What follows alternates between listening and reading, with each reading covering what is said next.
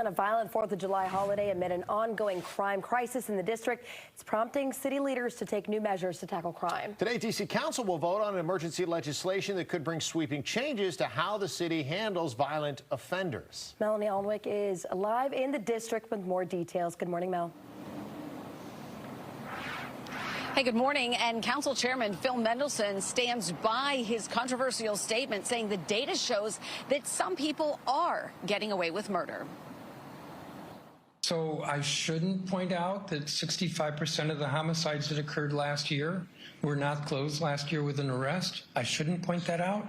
And the reason why I'm pointing it out is because folks are looking at the council to solve this. I don't have a badge to make arrests. I don't have a badge to investigate. But what will is increasing the closure rate.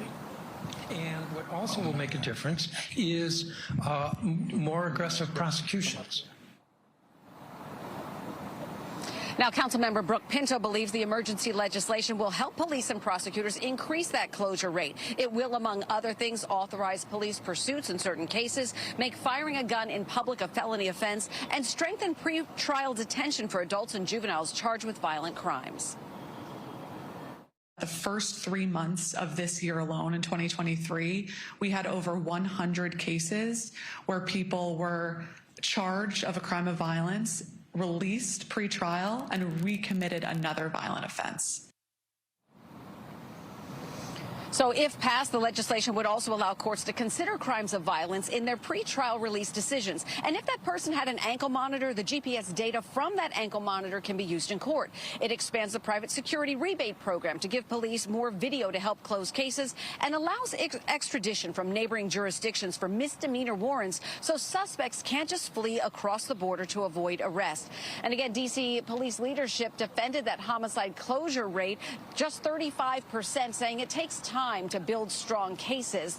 The emergency legislation, if passed, would take effect immediately, but it only lasts for 90 days. The council says they would continue to use that time to make some permanent changes. You know, Belle, just to clarify, there's been this debate back and forth, right, about who is to blame for the D.C. crime problem. Is it the city officials or is it more federal officials when it comes to the court systems and who's releasing people or not prosecuting cases? Does this do anything from that aspect of it? Not really. I mean, what it does is give prosecutors, again, more tools, more data and information that they can use, again, in those pre-trial detention situations. And they say that that has been a big driver of some of the increase in crime over the last few months. All right, Melanie Alnwick live for us this morning. Thanks so much, Mel. And to dive deeper into this, the D.C. Police Union is reacting to that crime legislation and the council chair's comments about how you can, quote, get away with murder in the city. D.C. Police Union Chairman Greg Pemberton joining the Final Five last night to weigh in. Frankly, the fact is that if he really believes that you can commit murder and not be apprehended and not serve any penalty, it's his fault. It's because of the policies that he and the council, particularly Charles Allen, have championed over the past 3 years. Anti-police rhetoric, pro-criminal rhetoric, mountains of legislation that handcuff cops and prevent them from being able to do their job in professional, responsible ways. So you hear that back and forth continues. You can watch the full interview with the D.C. Police Union Chair on our website, fox5dc.com.